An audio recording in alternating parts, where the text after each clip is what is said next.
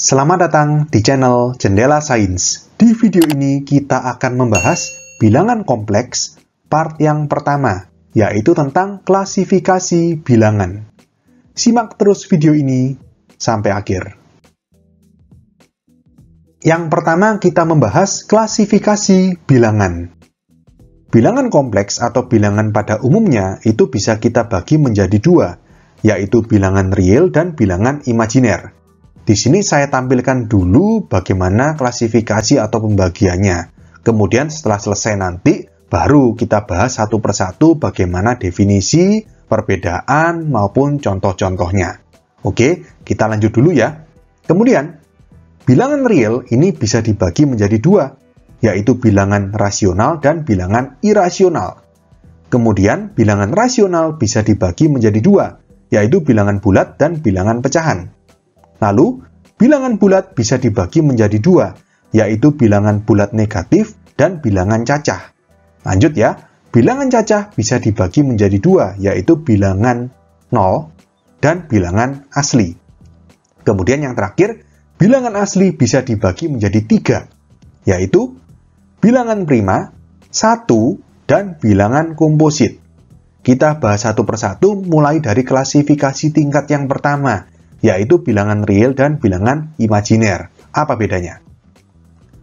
Bilangan real atau dilambangkan sebagai R, itu adalah bilangan yang nilainya terdefinisi dengan jelas dan dapat ditentukan letaknya pada garis bilangan. Masih ingat ya garis bilangan ya? Terutama di bab pertidaksamaan, kalian sudah belajar garis bilangan, yaitu garis yang isinya atau dapat menggambarkan nilai dari bilangan. Misalkan ini 0, ini 1, ini 2, terus ya 3, 4, dan seterusnya ke kanan. Lalu ke kiri berarti negatif. Min 1, min 2, min 3, dan seterusnya. Nah, bilangan real ini adalah bilangan yang nilainya terdefinisi dengan jelas dan dapat ditentukan letaknya pada garis bilangan ini. Contoh misalkan, 2 itu bilangan real. Nilainya jelas, di sini letaknya 2. Kemudian min 3. Min 3 di mana? Di sini. Ini kan kalian teruskan, kalian perpanjang ke kiri, ini min 3 kan? Letaknya jelas di situ. Kemudian bilangan yang pecahan misalkan, setengah. Setengah di sini. Jelas. Min 1/4 di mana? Di sini. Di kirinya 0. Jelas. Min 25/37 di mana? Ya di sini juga. Cuman agak dekat ke min 1. Ya memang agak kira-kira ya, tapi kan kalian bisa hitung dengan pasti di kalkulator. Kira-kira sekitar min 0, berapa. Yang pasti nilainya bisa kita tentukan letaknya di garis bilangan ini. Ya, di dalam pertidaksamaan kan kalau kalian membuat himpunan penyelesaian seringkali diakhiri dengan X elemen R. Ingat kan? Artinya apa ini? Artinya X, variabel itu, elemen artinya anggota. Anggota dari bilangan real yang memenuhi. Gitu. Ngerti ya? Jadi bilangan real itu nilainya terdefinisi dengan jelas dan bisa ditentukan letaknya di garis bilangan ini. Nah, terus mungkin kalian bertanya, kalau gitu semua bilangan adalah real dong kalau kayak gitu. Kan nilainya bisa ditentukan letaknya di garis bilangan. Jawabannya tidak. Ada bilangan yang nilainya tidak terdefinisi dengan jelas. Tidak dapat ditentukan letaknya pada garis bilangan. Bilangan yang seperti itu kita sebut dengan bilangan imajiner. Terus bilangan imajiner itu yang seperti apa? Seperti ini. Bilangan imajiner atau yang nggak real, nilainya tidak terdefinisi dengan jelas, tidak dapat ditentukan letaknya pada garis bilangan ini, itu merupakan bilangan yang nilainya didefinisikan sebagai akar bilangan negatif. Contohnya, paling gampang akar min 1. Kalian coba hitung di kalkulator berapa akar min 1. Kalian mau hitung sampai gimana pun, akar min 1 pasti tulisannya error di kalkulator. Karena nilainya tidak terdefinisi dengan jelas. Akar min 1 termasuk bilangan imajiner. Nggak cuma akar min 1, tapi akar bilangan negatif lainnya. Akar min 7, akar min setengah, akar min 2,4, itu semuanya merupakan bilangan imajiner. Oke, nah selanjutnya di sini ada beberapa atau banyak sekali bilangan dari 1, 2, 3, 4, 5, 6, 7, 8, 9, 10, 11, 12, 13 bilangan ini kita akan coba klasifikasikan mana yang termasuk bilangan real dan mana yang termasuk bilangan imajiner. Oke, nah di sini paling gampang kita cari yang imajiner dulu. Yang akar bilangan negatif, mana itu? Ini, akar min 1 sama akar min 2/3. Ini pasti termasuk bilangan imajiner. Kalau akar tapi positif itu real. Nah, kalau min 3 akar 5 ini hati-hati. Memang ini ada negatifnya, cuman kan negatifnya tidak berada di dalam akar. Ini akar bilangan negatif. Kalau negatifnya di luar akar, tetap bilangan real. Karena yang dilihat itu adalah bilangan yang di dalam akar. Bilangan di dalam akar ini 5. Jadi min 3 akar 5 ini tetap termasuk bilangan real.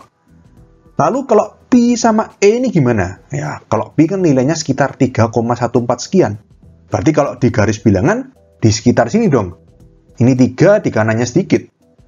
E itu sekitar 2,71828 dan seterusnya. 2,7 kira-kira di sini. Berarti Pi dan E itu termasuk bilangan real karena nilainya terdefinisi dengan jelas dan dapat ditentukan letaknya pada garis bilangan. Sehingga 13 bilangan ini kalau kita klasifikasikan mana yang masuk real dan mana yang masuk imajiner, seperti ini. Nah, jadi hanya akar min 1 dan akar min 2/3 saja yang termasuk dalam bilangan imajiner. Sisanya termasuk dalam bilangan real. Kita lanjut ke klasifikasi tingkat yang kedua, yaitu bilangan rasional dan bilangan irasional. Bilangan rasional adalah bilangan yang dapat dinyatakan sebagai perbandingan dua bilangan bulat A dan B. Ditulis A per B dengan syarat B tidak sama dengan 0. Mungkin kalian masih agak bingung memahami ini, tapi gini cara membedakan bilangan rasional dan irasional. Bilangan rasional itu terdiri dari bilangan bulat dan bilangan pecahan. Kita lihat klasifikasi berikutnya. Jadi di sini, yang bilangan bulat, jelas ya, bilangan bulat kalian tahu ya, nggak pecahan, 12, 5, 0, 1, min 3, ini semuanya bilangan bulat. Berarti pasti bilangan rasional. Bilangan pecahan, berarti min 2,4 sama 1/3, ini juga termasuk bilangan rasional. Nah, sekarang kita kembali ke definisinya. Kok bisa bilangan-bilangan itu dapat dinyatakan sebagai perbandingan dua bilangan bulat? Kalau 1/3 jelas, ditulis A per B kan ini, berarti A-nya 1, B-nya 3. 1 dan 3, keduanya merupakan bilangan bulat. Kalau min 2,4, ini kan berarti kalau kalian buat pecahan, berarti jadi min 24/10, atau kalau disederhanakan jadi min 12/5. Nah, A per B kan, A-nya min 12, B-nya 5. Bisa dinyatakan sebagai perbandingan dua bilangan bulat. Nah, terus kalau 12, 5, 0, 1 ini gimana? Kalau memang tanpa dibuat pecahan pun sudah bulat. Ya gampangnya gini, 12 kan bisa kita tulis sebagai 12/1. Nggak apa-apa kan? Pecahan juga ini. A-nya 12, B-nya 1. 5 juga bisa kita tulis 5/1. 0 itu 0/1. 1 itu 1/1. Dengan kata lain, semua bilangan bulat kita bisa tuliskan sebagai bilangan pecahan A per B. Dengan B-nya ini 1. Kan nggak apa-apa B-nya 1. Tadi syaratnya B tidak sama dengan 0. Kalau bilangan bulat berarti B-nya 1. Gitu kan? 5/1 itu 5. 12/1 itu 12, dan seterusnya. Ngerti ya? Nah, kemudian 4 sisanya, akar 2, min 3 akar 5, Pi dan E, ini termasuk bilangan irasional. Ya, definisinya bilangan yang tidak rasional, tidak dapat dinyatakan dengan perbandingan dua bilangan bulat A dan B. 4 sisanya yaitu akar 2, min 3 akar 5, Pi dan E. Atau cara gampangnya gini, bentuk akar yang tidak bisa diselesaikan itu pasti irasional. Ya, akar 2, min 3 akar 5 kan tidak bisa diselesaikan, sudah merupakan bentuk yang paling sederhana. Lain halnya kalau akar 4. Akar 4 kan bisa dikerjakan, akar 4 sama dengan 2, termasuk bilangan bulat, sehingga termasuk bilangan rasional. Ngerti ya? Jadi akar yang tidak dapat dikerjakan seperti ini, akar 2, akar 5, akar 3, itu merupakan bilangan irasional. Nah, lalu Pi dan E gimana? Pi itu kan sebenarnya kan 3,14 ini merupakan pembulatan. Ini kan ada belakangnya, 141 dan seterusnya. Ya, kalian bisa lihat, Pi itu bisa dinyatakan dalam sekian digit, dan tidak ada keteraturan di situ. Kita tidak dapat menentukan Pi sebagai pecahan. Kalau misalkan kalian pernah gunakan Pi sama dengan 22/7, itu hanya merupakan pendekatan. Pi dan 22/7 itu dua bilangan yang berbeda. Ya, jadi 22/7 memang bilangan rasional, karena merupakan bilangan pecahan. Tapi itu tidak sama dengan Pi, hanya mendekati nilainya dengan Pi. Ngerti ya? Jadi Pi termasuk bilangan irasional karena nilainya tidak dapat dinyatakan sebagai perbandingan dua bilangan bulat A dan B. E pun atau bilangan Euler juga seperti itu. Nilainya 2,71828 dan seterusnya. Tidak dapat dinyatakan sebagai bentuk pecahan sehingga Pi dan E itu termasuk bilangan irasional. Oke, sehingga dari 1, 2, 3, 4, 5, 6, 7, 8, 9, 10, 11 bilangan real ini, kalau kita klasifikasikan ke bilangan rasional dan irasional menjadi seperti ini. Jadi akar 2 min 3 akar 5, Pi dan E ini termasuk dalam bilangan irasional. Sisanya termasuk dalam bilangan rasional. Kita lanjut ke klasifikasi tingkat yang ketiga, yaitu bilangan bulat dan bilangan pecahan. Bilangan bulat adalah bilangan yang tidak mengandung bentuk pecahan. Ini jelas ya. Lambangnya adalah B, yaitu titik-titik-titik, min 3, min 2, min 1, 0, 1, 2, 3, titik-titik, dan seterusnya. Jelas ya? Saya kira kalian paham bilangan bulat itu seperti apa. Kemudian, bilangan pecahan adalah bilangan yang mengandung bentuk pecahan. Dapat berupa pecahan biasa, pecahan campuran, pecahan desimal, atau persen. Kalau bilangan bulat dan pecahan, saya kira kalian paham bagaimana bedanya. Jadi, dari 1, 2, 3, 4, 5, 6, 7 bilangan rasional ini, coba kita klasifikasikan yang mana bilangan bulat dan yang mana bilangan pecahan. Jadi, kalau bilangan bulat jelas tidak ada pecahannya. 12, 5, 0, 1, dan min 3. Kalau bilangan pecahan, ya ada pecahannya. Sepertiga ini merupakan pecahan biasa, min 2,4 ada komanya, ini berarti pecahan desimal. Sehingga kalau kita klasifikasikan ke bilangan bulat dan bilangan pecahan, menjadi seperti ini. Oke, selanjutnya kita ke tingkat yang keempat, yaitu bilangan bulat negatif dan bilangan cacah. Bilangan bulat negatif atau lambangnya N itu ya bilangan bulat yang negatif, jadi lebih kecil dari 0, min 1, min 2, min 3, dan seterusnya. Kalau bilangan cacah, lambangnya C, itu bilangan bulat mulai dari 0 ke kanan. 0 dan bilangan bulat positif, 0, 1, 2, 3, dan seterusnya. Ya, jadi di sini kalau kita bagi, yang bilangan bulat negatif itu hanya min 3 saja. Sisanya, 12, 5, 0, 1 itu termasuk dalam bilangan cacah. Sehingga kalau ini kita klasifikasikan ke bilangan bulat negatif dan bilangan cacah, menjadi seperti ini. Oke, sekarang lanjut ke tingkat yang kelima. Yaitu bilangan cacah ini bisa dibagi lagi menjadi dua, yaitu 0 dan bilangan asli. Kalau ini jelas ya, 0 ya 0, ini cuma satu bilangan aja, 0. Bilangan asli ya bisa kita katakan bilangan bulat yang positif. Lambangnya A, mulai dari 1, 2, 3, dan seterusnya. Berarti 12, 5, dan 1 termasuk dalam bilangan asli. Sehingga kalau kita golongkan menjadi seperti ini. Oke, selanjutnya kita ke klasifikasi tingkat yang terakhir. Bilangan asli itu masih bisa dibagi lagi menjadi 3, yaitu bilangan prima, 1, dan bilangan komposit. Bilangan prima adalah bilangan yang memiliki tepat dua buah faktor, yaitu 1 dan bilangan itu sendiri. Masih ingat ya, faktor itu berarti bilangan itu habis dibagi dengan faktornya.